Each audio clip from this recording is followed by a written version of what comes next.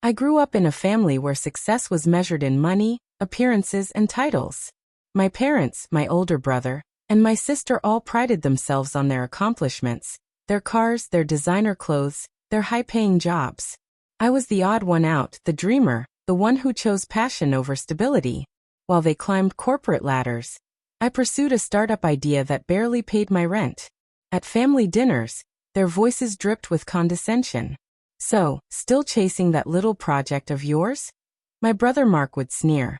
"Maybe you should get a real job, like the rest of us." Julia, my sister, wasn't kinder.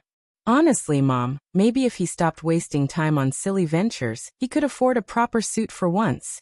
Even my parents joined in, shaking their heads at me.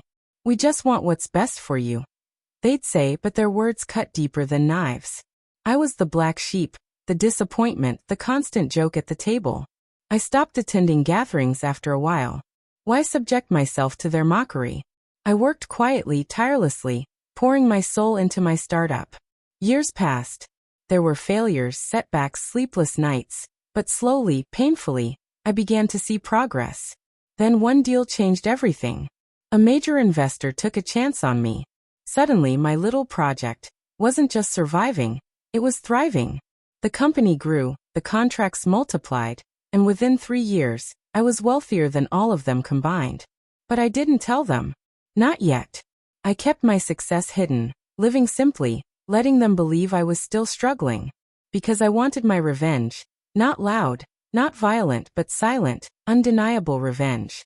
The opportunity came when Julia announced her engagement. The family was buzzing with excitement, and I received the obligatory invite.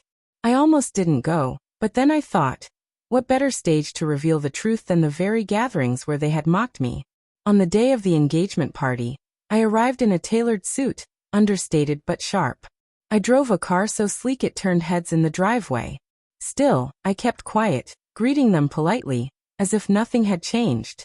It didn't take long for the whispers to start. "Did you rent that car?" Mark muttered under his breath. Julia raised an eyebrow. "New suit. Who paid for it?" I smiled but said nothing. Instead, I mingled with the guests, speaking confidently, dropping hints of the ventures I was involved in. When Julia's fiancé's father, a businessman himself, asked me about my work, I explained just enough to catch his interest. His eyes widened.